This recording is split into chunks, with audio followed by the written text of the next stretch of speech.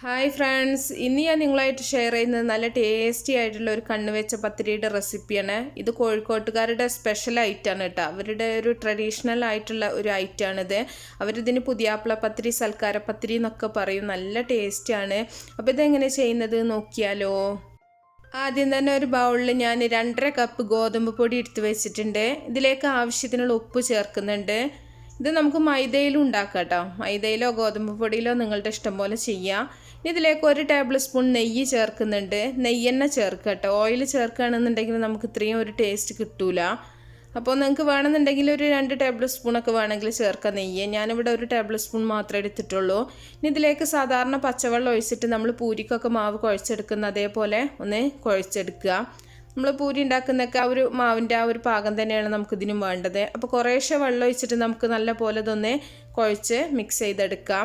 ഒന്നിച്ച് വെള്ളം ഒഴിക്കുകയാണെന്നുണ്ടെങ്കിൽ ചിലപ്പോൾ വെള്ളം കൂടിപ്പോകും കേട്ടോ. അപ്പോൾ അതിൻ്റെ ആവശ്യമില്ല. അപ്പോൾ അതുകൊണ്ട് കുറേശ്ശെ അങ്ങനെ ഒഴിച്ചിട്ട് ഒന്ന് കുഴച്ചെടുത്താൽ മതി. ഇത് സാധാരണ മൈദയിലാണ് ചെയ്യാറുള്ളത്. ഞാനിവിടെ ഗോതമ്പ് പൊടിയിലാണ് ചെയ്യുന്നത്. ഇല്ലയെന്നുണ്ടെങ്കിൽ നിങ്ങൾക്ക് മൈദയും ഗോതമ്പ് പൊടിയും പകുതി എടുത്തിട്ട് അങ്ങനെ വേണമെങ്കിലും ചെയ്യാം. അതൊക്കെ നിങ്ങളുടെ ഇഷ്ടം പോലെ ചെയ്യാം കേട്ടോ. അപ്പോൾ ഗോതമ്പിൽ ചെയ്യുകയാണെങ്കിലും ടേസ്റ്റിന് കുറവൊന്നുമില്ല, നല്ല ടേസ്റ്റ് തന്നെയാണ്. അപ്പോൾ നമുക്ക് പൂരി ഉണ്ടാക്കുന്ന അത്രയൊക്കെ ഒരു സമയം തന്നെ ഇതിനും ആവശ്യമുള്ളൂ. അപ്പോൾ നല്ല പോലെ ഒന്ന് കുഴച്ചെടുത്തിട്ടുണ്ട്. അപ്പോൾ നല്ല സോഫ്റ്റ് ആയിട്ട് തന്നെ ഒന്ന് കുഴച്ചെടുക്കുക കേട്ടോ. എന്നിട്ട് നമുക്കൊരു 10 മിനിറ്റ് ഇതൊന്ന് അടച്ചു വെക്കണം. അപ്പോൾ ആ ഒരു സമയത്ത് കറി ഉണ്ടാക്കുന്നതൊക്കെ ആ ഒരു സമയം മതി കേട്ടോ. അപ്പോൾ അതിൻ്റെ മുമ്പ് മാവ് ഒന്ന് അങ്ങോട്ട് കുഴച്ച് വെച്ചാൽ മതി. ഒരുപാട് സമയം മാവ് റെസ്റ്റ് ചെയ്യേണ്ട ആവശ്യമൊന്നുമില്ല. 10 മിനിറ്റ് അത്രയും മതി. ഇനി ഇത് അടച്ചിട്ട് നമുക്കൊന്ന് മാറ്റി വെക്കാം. ഇനി അതിന് ശേഷം നമുക്ക് ഒന്നും കൂടെ ഒന്ന് കുഴച്ചിട്ട് ഇത് ഉരുളകളാക്കിയിട്ടൊന്ന് മുറിച്ചെടുക്കാം.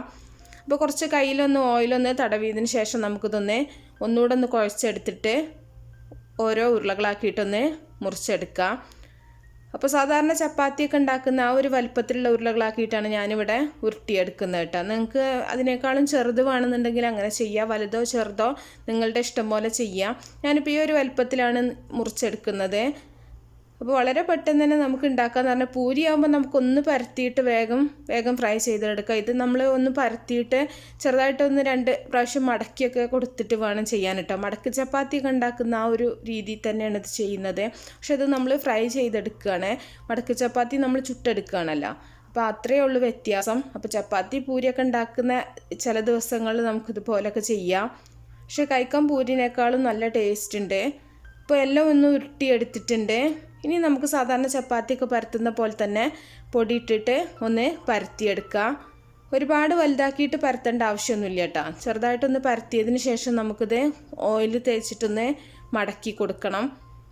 അപ്പോൾ ഈ ഓയിലിന് പകരം നിങ്ങൾക്ക് വേണമെന്നുണ്ടെങ്കിൽ നെയ്യ് തേച്ചിട്ട് അങ്ങനെ ചെയ്യാം കേട്ടോ. അപ്പോൾ കുറച്ചും കൂടെ നല്ല ടേസ്റ്റ് ഉണ്ടാവും നെയ്യൊക്കെ ആണെന്നുണ്ടെങ്കിൽ. പിന്നെ ഫ്രൈ ചെയ്തെടുക്കണോണ്ട് തന്നെ ഒരുപാട് നെയ്യൊന്നും വേണ്ട എന്നുള്ളവരാണെന്നുണ്ടെങ്കിൽ ഓയിൽ തന്നെ ഒന്ന് ജസ്റ്റ് തേച്ച് കൊടുത്താൽ മതി. ഇനി നമുക്കിതിൻ്റെ മുകളിൽ നന്നായിട്ടൊന്ന് ഓയിലൊന്ന് തേച്ച് കൊടുക്കാം. ഞാനിവിടെ ഓയിൽ തന്നെയാണ് സ്പ്രെഡ് ചെയ്യുന്നത് കേട്ടോ. ഞാൻ നിങ്ങൾക്ക് ഇഷ്ടമാണെന്നുണ്ടെങ്കിൽ നെയ്യ് ചേർത്ത് പറഞ്ഞതാണ്.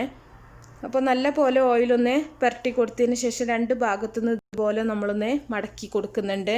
വീണ്ടും കുറച്ച് ഓയിലൊന്ന് അതിൻ്റെ മുകളിലാക്കിയിട്ട് വീണ്ടും ഇതുപോലെ ഒന്ന് ഒരു ബോക്സ് പോലെ ആക്കിയിട്ട് നമ്മൾ മടക്കി എടുത്തിട്ടുണ്ട്. ഇനി ഇതിൻ്റെ ഈ ഒരു 2 സൈഡിൽ നിന്നും ഇതുപോലെ 2 അറ്റങ്ങളും ഇതുപോലെ ഒന്ന് പ്രസ് ചെയ്ത് കൊടുക്കുക.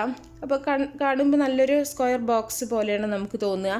ഇനി ആ മടക്കി വെച്ച ഭാഗം അടിയിൽ വരുന്ന വിധത്തിലാക്കിയിട്ട് നമ്മൾ കുറച്ചും കൂടെ പൊടിയിട്ടിട്ട് ഇതൊന്ന് പരത്തിയെടുക്കുന്നുണ്ട്. ഒരുപാട് കനം കുറച്ചിട്ട് പരത്തണ്ട കേട്ടോ. ചെറുതായിട്ടൊന്ന് അങ്ങോട്ട് പരത്തിയാൽ മതി. അപ്പോൾ ഇത്രയും മതി. ഒരുപാട് വലിയതാക്കിയിട്ട് പരത്തേണ്ട ആവശ്യമില്ല. അപ്പോൾ ഇനി നമ്മളിത് ഫ്രൈ ചെയ്തെടുക്കുന്ന സമയത്ത് ആ ഭാഗം കൊണ്ട് പൊങ്ങി വരുമ്പോൾ ആ ഒരു ലെയർ സെപ്പറേറ്റ് ആയിട്ട് കാണും. അതുകൊണ്ടാണ് നമ്മൾ ഓയിൽ തേച്ചിട്ട് അങ്ങനെ മടക്കുന്നത് കേട്ടോ. അപ്പോൾ നമ്മൾ ഫ്രൈ ചെയ്യുമ്പോൾ ആ ഭാഗം ഒന്ന് നന്നായിട്ട് പൊങ്ങി വരാൻ വേണ്ടിയിട്ടാണ്. അപ്പോൾ ബാക്കിയുള്ളതും നമുക്കിതുപോലെ തന്നെ ചെയ്തെടുക്കാം. അപ്പോൾ ഇങ്ങനെ മടക്കേണ്ട കുറച്ച് ഒരു സമയം നമുക്ക് പൂരിനേക്കാളും ആവശ്യമുള്ളൂ. ബാക്കിയൊക്കെ പൂരി അതുപോലെ തന്നെ നമുക്കൊന്ന് പരത്തുക, ഡയറക്റ്റ് ഫ്രൈ ചെയ്യല്ലേ. അപ്പോൾ ഇതങ്ങനെ ആകുമ്പോൾ കുറച്ചൊന്ന് ഓയിലൊക്കെ ഒന്ന് സ്പ്രെഡ് ചെയ്ത് ഇതുപോലെ ഒന്ന് മടക്കിയിട്ട് ഒരു 2 പ്രാവശ്യമായിട്ട് മടക്കുക. പിന്നെ 2 അറ്റത്തുനിന്നും ഇതുപോലെ ഓപ്പോസിറ്റ് ആയിട്ടുള്ള 2 അറ്റത്തുനിന്നും 2 ഭാഗം കൂടെ ഒന്ന് ഒട്ടിച്ചു കൊടുത്താൽ മതി. ഇനി അത് കമഴ്ത്തി വെച്ചിട്ട് നമ്മൾ സാധാരണ ഒന്നുകൂടെ ഒന്ന് പരത്തിയെടുക്കുക. അപ്പോൾ എല്ലാവർക്കും മനസ്സിലായിട്ടുണ്ടാവുമെന്ന് വിചാരിക്കുകയാണ്. അപ്പോൾ ഞാൻ 2-3 എണ്ണമൊക്കെ കാണിക്കുന്നുള്ളൂ. ബാക്കി എല്ലാം കൂടെ ഒന്നും കാണിക്കണില്ല. അപ്പോൾ കാണുന്നവർക്കൊരു ബുദ്ധിമുട്ടായിരിക്കും കേട്ടോ, ഒരുപാട് ലെങ്തി ആയിട്ടുണ്ടെന്നുണ്ടെങ്കിൽ. അപ്പോൾ ഇത്രയേ ഉള്ളൂ, വളരെ പെട്ടെന്ന് തന്നെ ചെയ്യാൻ പറ്റും. അപ്പോൾ നമുക്ക് ആദ്യമായിട്ടൊക്കെ ചെയ്യുമ്പോൾ കുറച്ച് പണിയൊക്കെ ആയിട്ട് തോന്നും. ഇപ്പോൾ കോഴിക്കോട്ടുകാർ അവർക്കൊക്കെ ട്രഡീഷണൽ ആയിട്ടുള്ള ഒരു വിഭവം ആയതുകൊണ്ട് തന്നെ അവർക്കിത് ഈസി ആയിരിക്കും കേട്ടോ. നമ്മൾ എന്ത് കാര്യം കുറേ ചെയ്യുന്നവരാണെന്നുണ്ടെങ്കിൽ വളരെ പെട്ടെന്ന് തന്നെ ചെയ്തെടുക്കാൻ പറ്റും.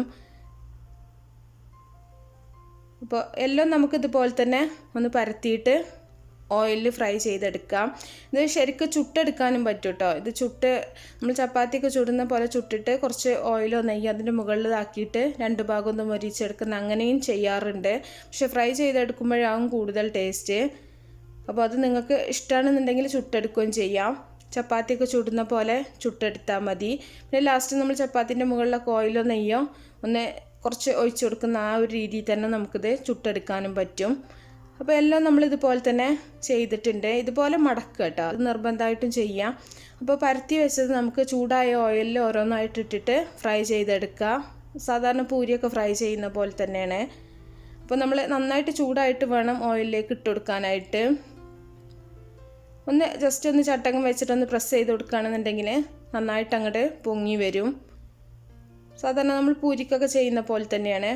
ഒരുപാട് നന്നായിട്ട് എണ്ണ ചൂടായതിന് ശേഷം തീയൊന്ന് കുറച്ച് വെച്ചാൽ മതി, ഇല്ലെങ്കിൽ പെട്ടെന്ന് തന്നെ കരിയും കേട്ടോ. ഗോതമ്പ് പൊടി ആയതുകൊണ്ട് തന്നെ നമുക്ക് ഫ്രൈ ചെയ്തെടുക്കുമ്പോൾ തന്നെ കുറച്ച് ഒരു ഡാർക്ക് കളർ ഉണ്ടാവും. പിന്നെ ഒന്നും കൂടെ തീയൊക്കെ കൂടിയിട്ടുണ്ടെങ്കിൽ ഒരുപാട് അങ്ങോട്ട് കരിഞ്ഞ ഒരു കളറായി പോവും. അപ്പോൾ അതുകൊണ്ട് തന്നെ തീയൊന്ന് കുറച്ച് വെച്ചാൽ മതി. ഇനി ഒരു ഭാഗം റെഡി ആവുന്ന സമയത്ത് നമുക്കിതൊന്ന് തിരിച്ചിട്ടിട്ട് 2 ഭാഗവും നന്നായിട്ടൊന്ന് ഫ്രൈ ആക്കിയെടുക്കാം. ഇത് പൊങ്ങി വരുന്നതുകൊണ്ട് തന്നെ നമുക്ക് പൂരിനേക്കാളും കുറച്ചും കൂടെ ക്രിസ്പായിട്ടാണ് അതിൻ്റെ മുകൾ ഭാഗം ഉണ്ടാവുക കേട്ടോ. അപ്പോൾ കുറച്ച് ലെയറുകളായിട്ടാവും ഉണ്ടാവുക. അപ്പോൾ നിങ്ങളെല്ലാവരും ഒരു പ്രാവശ്യം ഉണ്ടാക്കി നോക്കുക.